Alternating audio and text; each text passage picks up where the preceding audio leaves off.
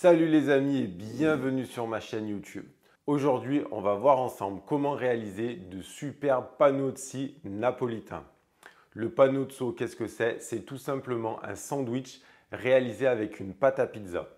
Pour ceux qui ne connaîtraient pas, ça ressemble un peu au panini ou au ciabatta.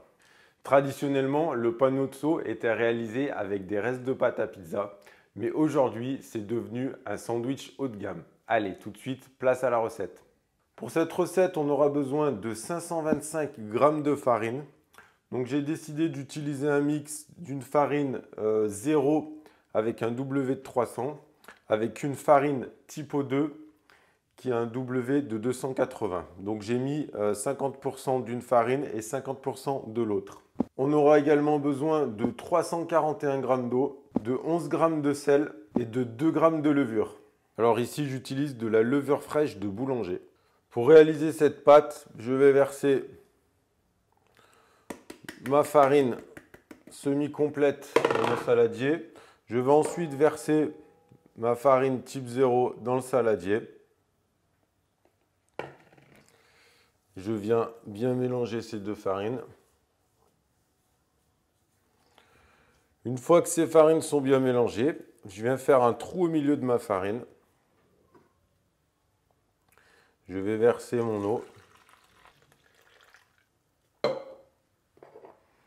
Je prends ma levure. Et je viens la dissoudre dans mon eau. Alors pour info, j'ai mon eau et ma farine qui sont à température ambiante.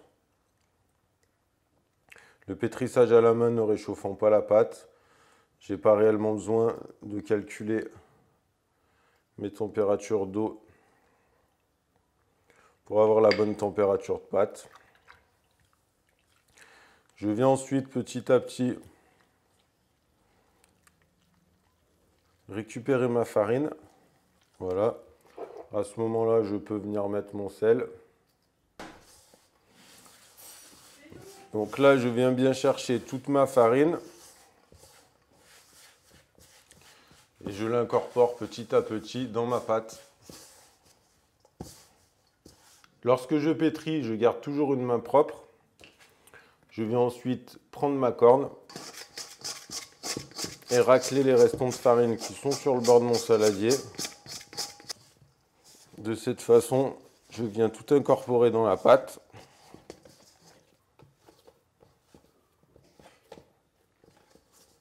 Une fois que ma pâte a une consistance à peu près homogène, je viens la mettre sur mon plan de travail. Et là, je vais la pétrir en l'étirant de cette façon. Je rabats et j'étire. Voilà, je fais ce geste pendant quelques minutes. Toujours très important de venir replier la pâte sur elle-même avant de l'étirer. Une fois que ma pâte a pris une consistance homogène, alors elle est loin d'être parfaitement lisse, donc elle est loin d'être parfaitement pétrie, mais je n'ai pas besoin d'en faire plus pour l'instant. Je vais la laisser sur mon plan de travail. Je viens prendre mon saladier, je la recouvre. Et je vais maintenant la laisser reposer 30 minutes. Et ensuite, je viendrai faire la fin du pétrissage. Les 30 minutes sont écoulées. On va découvrir notre pâte. Donc, elle n'a pas tellement bougé. On voit qu'elle a toujours un aspect un peu grumeleux. Je vais venir la décoller du plan de travail. À partir de là, plusieurs solutions. Soit je peux faire des rabats de cette façon, en étirant ma pâte, en venant la replier sur elle-même. Je mets toujours la soudure vers le haut. Hop, je reviens replier ma pâte sur elle-même. Soudure vers le haut. J'étire et je viens replier ma pâte sur elle-même. On voit qu'à ce stade, la pâte est devenue super lisse. Là, on voit bien qu'elle est vraiment lisse ici. Ça veut dire qu'elle est quasiment pétrie. Je vais, à l'aide de mes deux doigts, venir tendre cette pâte. Voilà, je viens bien tendre le dessus pour qu'elle ait un aspect bien lisse. Ce geste-là va lui donner de la force. C'est ce qui va lui permettre de pousser dans de bonnes conditions. À ce stade, notre pâte est finie de pétrir. On va donc pouvoir la mettre dans un saladier.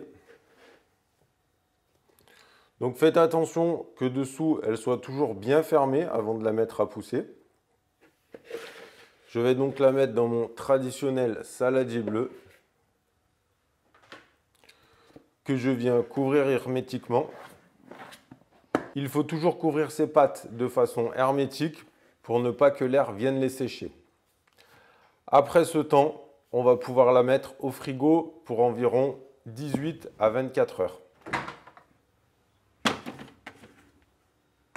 Après une vingtaine d'heures, je vais passer à la formation de mes pains. Pour pouvoir décoller plus facilement mes panneaux au-dessus, je semoule légèrement le fond de mon bac avec de la semoule très fine spéciale pizza. Je viens maintenant récupérer ma pâte qui sort directement du frigo. Comme on le voit, elle n'a pas vraiment gonflé, légèrement mais sans plus. Je vais venir la sortir de son saladier et je la mets ensuite sur mon plan de travail.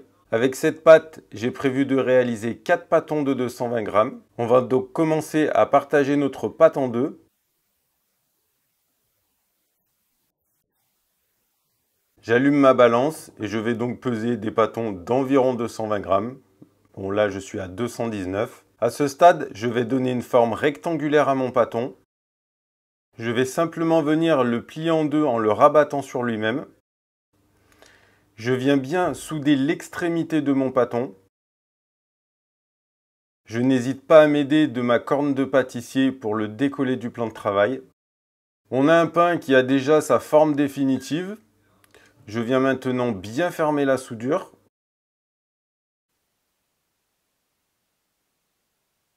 Je pense bien toujours à fermer les extrémités. Je viendrai ensuite poser mon pâton de cette manière dans mon bac. Et surtout, ce que je veux éviter, c'est de lui donner de la force. Je ferme bien l'extrémité et je fais en sorte d'avoir un petit pain bien régulier. J'irai ensuite le poser dans mon bac à pâton et je le laisserai pousser entre 3 et 4 heures jusqu'à ce qu'il double de volume. Ici, si j'ai un pain un peu trop déformé, le but étant d'avoir un rectangle, pour cela, je viens rabattre l'extrémité. De ce fait, j'obtiens un joli rectangle. Une fois le rectangle obtenu, je peux facilement replier mon petit pain sur lui-même. Je viens ensuite bien souder mon petit pain tout le tour. Lorsque je viens placer mon pâton dans le bac, je pense bien à mettre la soudure sur le dessous et je vais laisser pousser mes panneaux au-dessus de cette manière. Pour éviter qu'ils ne se touchent en gonflant, j'ai choisi d'en mettre seulement 2 par bac. Je viens ensuite poser le second bac dessus et je mettrai les suivants ici. Je ferme ensuite mon bac hermétiquement pour ne pas que les petits pains sèchent et je vais les laisser pousser entre 3 et 4 heures à température ambiante. Environ 40 minutes avant de cuire mes panneaux au-dessus, je viens placer ma pierre à mi-hauteur dans le four. Si vous n'avez pas de pierre, vous utiliserez un lèche-frite. Dans ce cas-là, ne le placez pas en amont dans le four. Faites simplement préchauffer votre four. Ensuite, je viens allumer mon four, chaleur au bas, chaleur statique, pas de ventilation. Après environ 3 heures, je viens découvrir mes panneaux au-dessus. Donc là, on voit qu'ils ont doublé de volume. Je vais venir les sortir. Alors, je vais en sortir 2 dans un premier temps. On va faire une petite abaisse pour les préparer et on viendra ensuite les enfourner. Donc, pour les sortir, je viens les semouler généreusement. J'utilise cette spatule. On va essayer de les déformer le moins possible. Donc l'idée, c'est de venir glisser la semoule sur le dessous.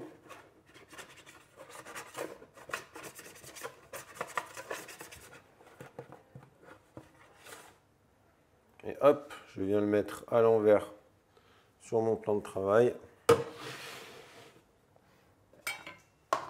Alors, je vais en remettre un peu dessus pour pas que ça colle.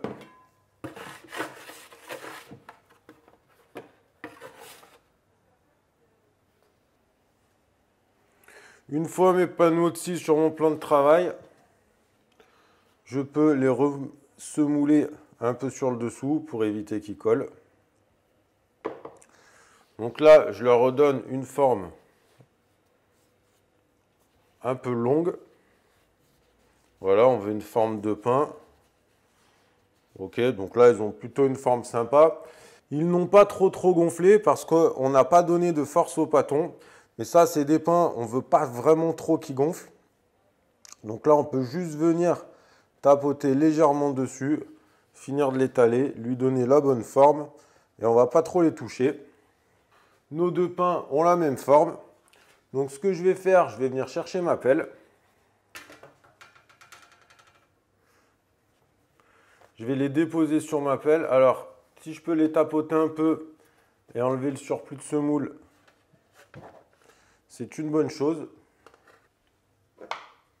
Si vous avez une balayette, n'hésitez pas.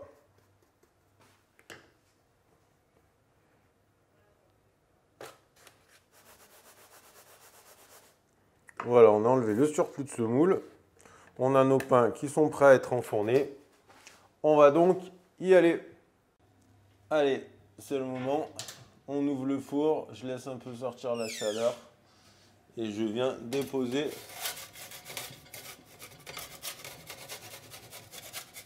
mes deux panneaux au-dessus. Voilà. Et c'est parti. Après environ 6 minutes de cuisson, nos panneaux de scie sont prêts. Donc on voit qu'ils ont pris une belle coloration. Ils sont croustillants. Donc on va les laisser refroidir et après refroidissement, on viendra les garnir. Ils sont bien cuits. On voit qu'ils ont pris une belle coloration. Allez, notre panneau de seau a maintenant refroidi. On va donc procéder à son garnissage. Je viens donc l'ouvrir comme un sandwich.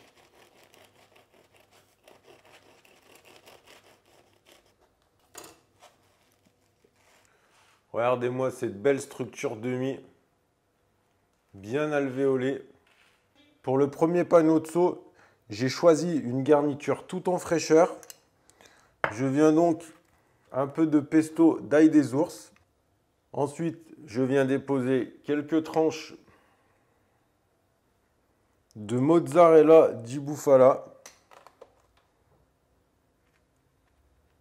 J'ai coupé quelques lamelles de courgettes que je viens déposer de cette manière. Je vais ensuite déposer quelques tomates cerises marinées. Et pour couronner le tout, je viens mettre un filet d'huile d'olive. Ce sympathique panneau de seau, 100% fraîcheur. Allez, je le ferme. Et je vais pouvoir venir le déguster ensuite. Pour ce deuxième panneau de seau, je vais utiliser une garniture plus classique. Un peu de style panini. D'un côté, je vais venir mettre des tranches de pancetta coppata. Alors, c'est entre la pancetta et la coppa. Ce que j'aime bien, c'est que ça ressemble à de la pancetta, mais en un peu moins gras. De l'autre côté, je viens simplement mettre quelques tranches de provolone. Et on va aller mettre ça au four pour une petite cuisson. Allez, je pose mes deux morceaux de pain tels quels sur la plaque de mon four. Et on va tranquillement laisser fondre le fromage. Aussitôt que mon fromage commence à fondre, on voit la coppa pancetta qui a commencé à cuire. Allez, je viens refermer mon pain sandwich. Mon panneau de seau napoletano. Alors là, on est plus en mode panini. Mais bon, c'est pas grave. L'essentiel, c'est de se faire plaisir. On peut les garnir comme on veut. Allez, on entend bien la croustillance du pain. Et voilà les amis, mon superbe panneau de seau napoletano. Alors les amis, comme d'hab, on va se faire une petite dégustation. Je vais te prendre celui-là, il est plus garni. On a le côté croustillant. C'est vraiment très bon. On a la légèreté du pain. Franchement, si vous voulez vous faire des sandwichs, ce type de pain, c'est le top. J'espère que cette petite vidéo sur une méthode ultra simple pour réaliser des fameux panuzzi napoletano vous aura plu. Je vous ai proposé une recette tout en fraîcheur, une plus classique style panini. L'important, c'est de les garnir comme bon vous semble.